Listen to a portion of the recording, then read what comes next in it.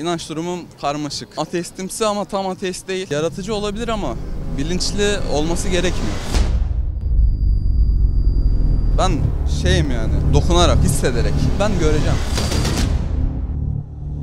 İyi de Big Bang'in öncesinde madde dediğimiz kavram yokken nasıl olur da sen... Ben de biri ittirdim yani. Başka var mı çare?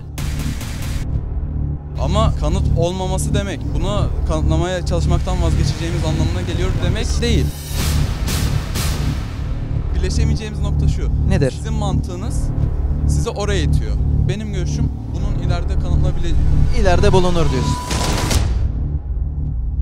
Evet Tolga, inancın nedir? İnanç durumum karmaşık. İnancım yok. Kendime inanıyorum. Kendine inanıyorum derken şöyle. Ateistimsi ama tam ateist değil. Yaratıcı olabilir ama bilinçli olması gerekmiyor. Peki mesela sen önceden Müslüman mıydın? Fikrin mi değişti? Ne oldu? Ne yaşadın? Yani açıkçası şeyi okudum mesela. Şeyini okudum. Mealini mi? Şeyin mealini. Elmalı'dan okudum. Çok güzel. Kısım. Hepsini okudun mu? Yarısına kadar okudum. Onun sebebiyle geleceğim. Bir de Diyanet'in.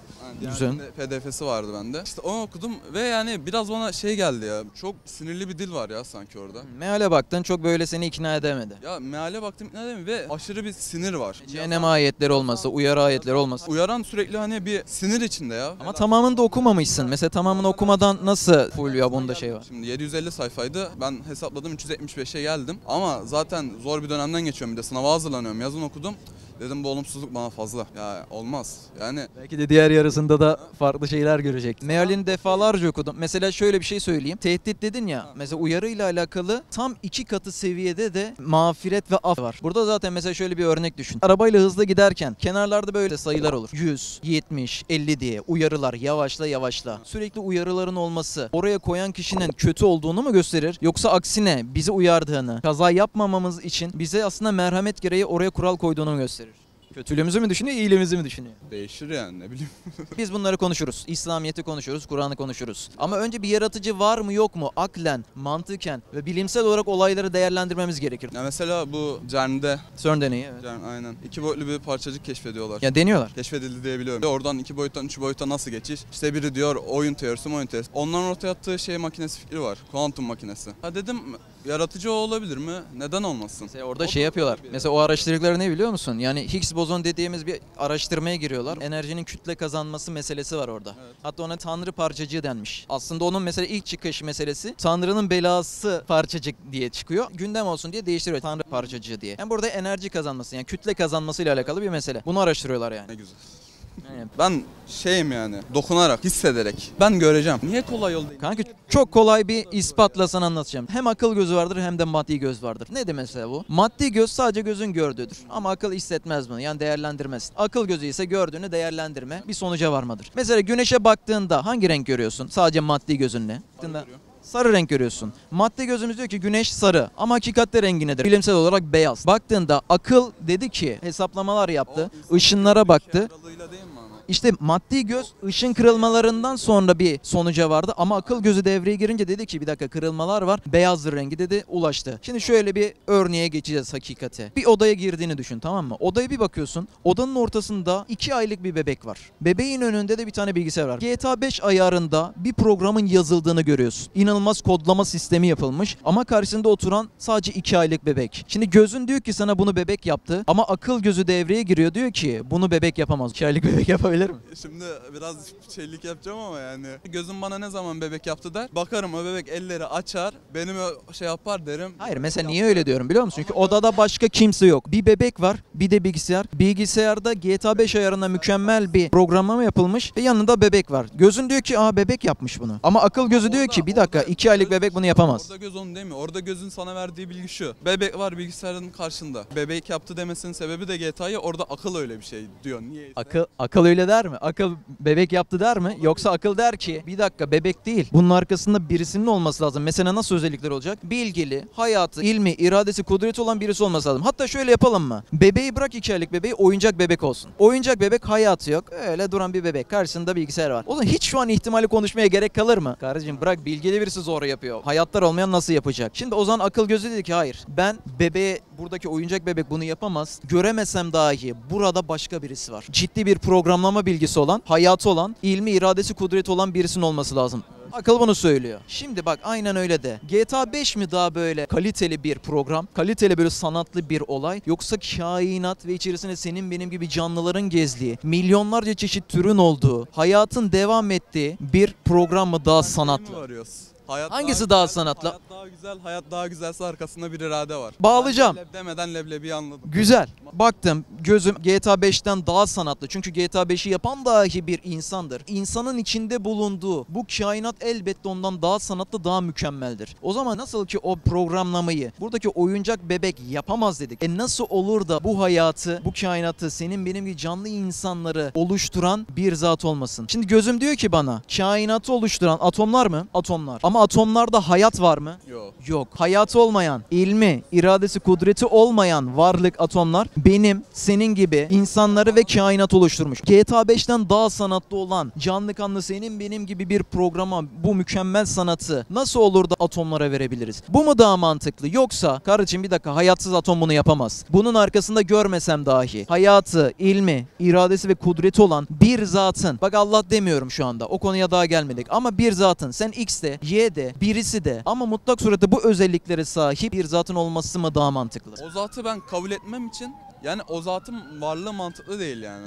Ama nasıl mantıklı değil? O olmasa çünkü nasıl olacak, bunlar oluşacak? Güzel bir şekilde her şey böyle denk geldi. Çünkü evet olasılıklar düşük ama evrende düşük olasılıkların gerçekleşmesi Mesela aşırı büyük. Benim bahsettiğim olayda olasılığa daha girmedik. Çünkü olasılığı konuşabilmen için Tamam, elinde veri olması lazım. olasılık ama Veri yokken olasılığa gelemeyiz. Mesela veri niye yok? Çünkü başlatan arkasında bir zatı konuşmazsak o zaman veriye gelmeye gerek kalmaz. Ya şöyle şimdi atom büyük patlama oluyor. Big Bang, evet. Patlamadan sonra evren genişliyor.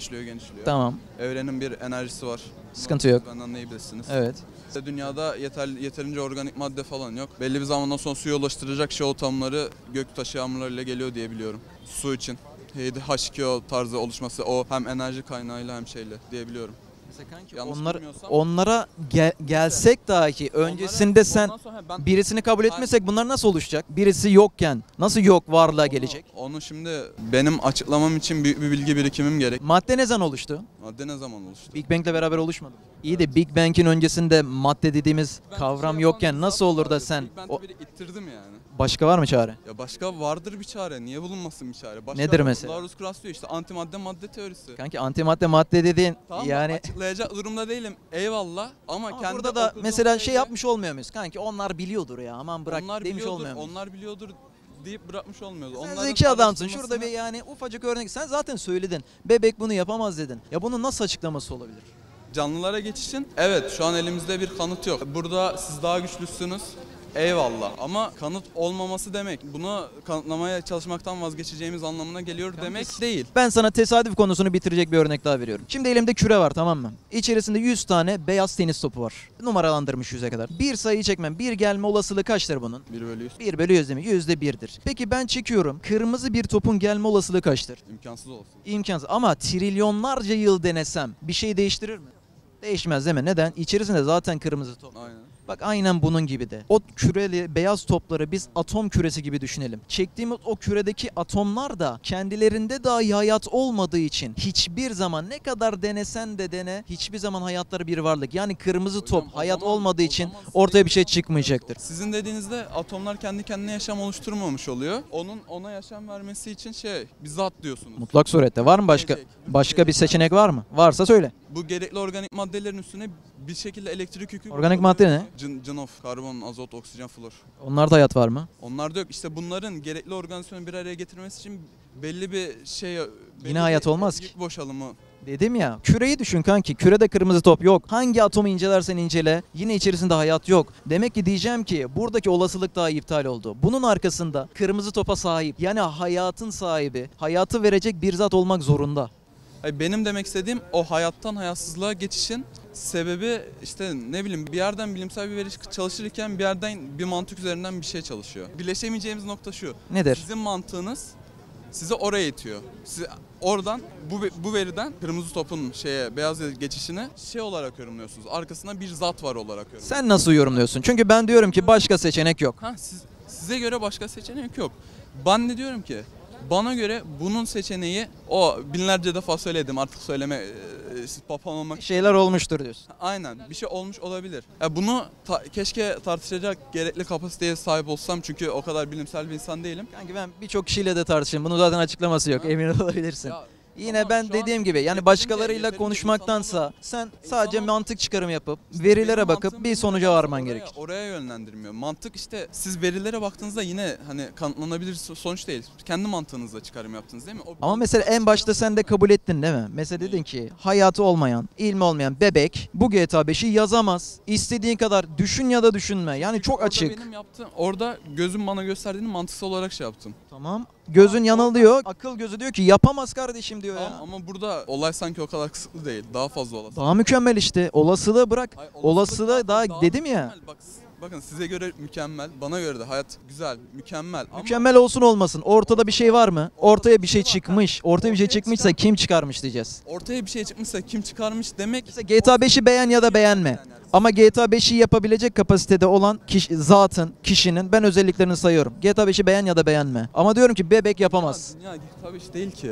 Daha mükemmel diyorum işte. Hayır, dünya çünkü orada belli biri programlıyor, şey yapıyor. Hani o zaman dünyada da herhangi bir Peki şey sen ne diyeceksin o zaman? Yani atomlar mı yaptı diyorsun yoksa bir zat mı var diyorsun? Atomlar mı diyeceksin?